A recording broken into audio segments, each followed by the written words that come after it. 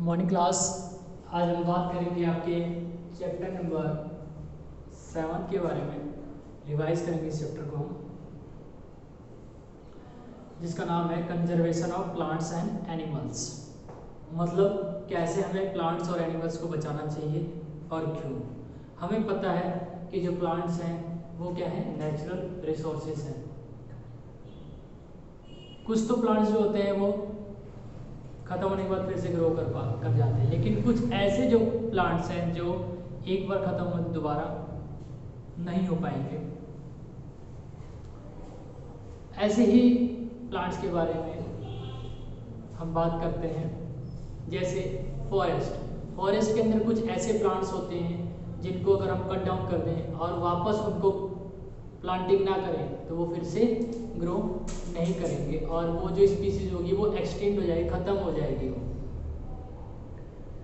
Deforestation अगर हम बहुत ज़्यादा मात्रा में कर रहे हैं तो उसका क्या परिणाम निकलेगा। एक तो पहली बात सोइल इरोजन होगा, दूसरी बात जो वहाँ पे जो बायोडाइवर्सिटी रहती थी, मतलब वहाँ पे जो बायोडाइवर्सिटी मतलब क्या है, फूड वेब जो बनाते थे, जो एनिमल्स मिलकर के एक फूड वेब का निर्माण करते थे, वो बिल्कुल डिस्टर्ब हो जाएंगे।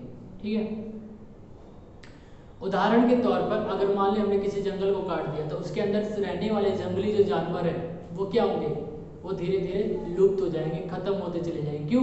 क्योंकि उनके रहने का जो सेंटर है, वेटिंग पॉइंट है, वो सब खत्म हो जाएगा और नई स्पीसीज या वो स्पीसीज इस इन्वायरमेंट में नहीं रह पाएंगे।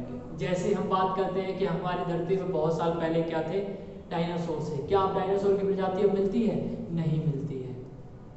तो ऐसे ही जैसे धीरे धीरे क्या होता है, अगर हम जंगलों को काटते चले जाएंगे तो सबसे पहला क्या होगा, सोइल इरोजन होगा, ड्राउटनेस आ जाएगी, हर जगह क्या होगा, सूखा पड़ जाएगा, क्योंकि बारिश नहीं होगी। बारिश नहीं होगी तो उसका परिणाम क्या होगा, सूखा पड़ेगा, मतलब हमें खाने को नहीं मिलेगा।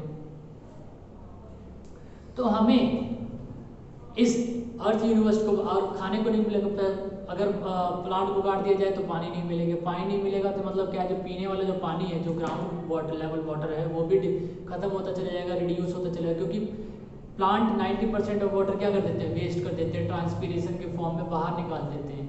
फिर वो इवेपोरेट होकर क्या होता है, क्लाउड में जाता है, वहाँ से प्रेसिपिटेट होता है, फिर वो डाउनफॉल करता है, फिर ग्राउंड लेवल वाटर इंक्रीज होता है हमारा, तो हमें पानी पीने को मिलता है। अगर हमने जंगलों को काटना शुरू कर दिया बड़े पैमाने पे तो क्या होगा, धीरे धीरे ड्राउटनेस आ जाएगी और फिर इंसान क्या है, मरने लग जाएंगे। और दूसरा, जो जंगली जानवर जो रहते थे, जो कि बायोस्फीयर बनाते थे, बायोडाइवर्सिटी जो क्रिएट करते थे, वो डिस्टर्ब हो जाएंगे। ठीक है, फिर जो जिसको खाता था वो नहीं हो पाएगा, वो क्या करेगा, डायरेक्टली जो बड़े स्पीसीज है वो उनके ऊपर अटैक करेंगे। ठीक है, और वाइल्ड लाइफ जो एनिमल्स होंगे वो बिल्कुल खत्म हो जाएंगे। एंडेमिक स्पीसीज एक ऐसा टर्म है। एंडेमिक स्पीसीज का मतलब क्या है कि वो एनिमल्स जो किसी पार्टिकुलर एरिया में रहते तो धीरे धीरे गायब होते जा रहे हैं। जैसे हम सेव द टाइगर्स चला रहे हैं, क्यों? क्योंकि टाइगर्स की प्रजातियां कम होती जा रही है। ब्लैक बक जो कि राजस्थान में पाया जाता है, काला हिरन, उसको अगर कोई मारता है तो उसके खिलाफ क्या होगा, केस हो जाएगा। क्यों? क्योंकि वो भी, उनकी भी प्रजातियां कम हैं और वो वहाँ की वहाँ वर्शिप एनिमल्स के फॉर्म में आता है उनका नाम।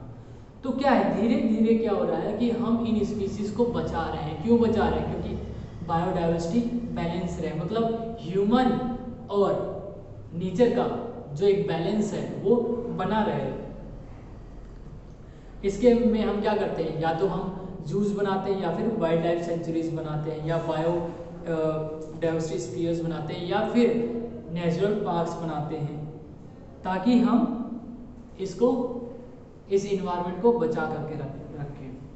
एक रेड डाटा बुक के नाम से एक प्रतिलिपि आती है जो कि वो ये बताती है कि कितने एनिमल्स हमारे बचे हुए हैं, कहाँ पे क्या है, उनको कैसे रखना है।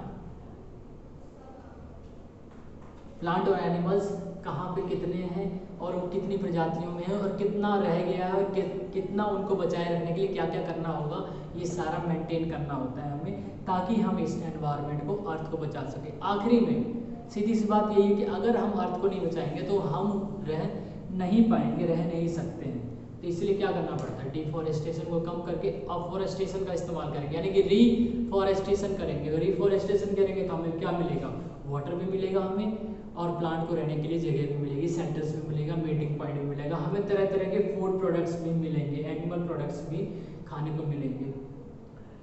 पेपर को हम जब सबसे बड़ा आपको पता है कि पेपर बनाने के लिए सबसे ज़्यादा इस्तेमाल किया जाता है पेड़ों को, तो क्या करेंगे, पेपर्स को रिसाइकिल किया जाए ताकि कम से कम हमें पेड़ों की कटाई कर सके। और माइग्रेशन नहीं होगा। माइग्रेशन मतलब क्या है कि एक स्पीसीज यहाँ रहे तो दोबारा दूसरी जगह ना चली जाए। माइग्रेशन, एक तो माइग्रेशन होता है कि वेदर की वजह से कुछ समय के लिए कुछ स्पीसीज आ जाती हैं यहाँ पे इंडिया में, या यहाँ की स्पीसीज कहीं और चली जाती हैं, तो वो एक माइग्रेशन अलग पार्ट है। लेकिन एक माइग्रेशन ये कि पूरी तरह से यहाँ से खाली होकर के वो कहीं और चले जाएंगे तो क्या होगा, बायोडाइवर्सिटी डिस्टर्ब हो जाएगी उस पार्टिकुलर एरिया की, उस रीजन की।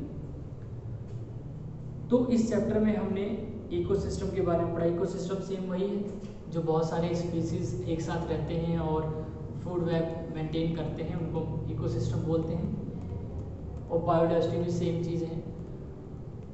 हमारा सबसे मेन टारगेट क्या है कि अर्थ को बचाना है। उसके लिए हमें क्या करना पड़ेगा, एनिमल्स और प्लांट के बीच का जो कम्युनिकेशन है, मतलब उनको रहने के लिए जो उनकी जगह है वो उनको देनी पड़ेगी। ठीक है, उसके लिए हमने यही समझा।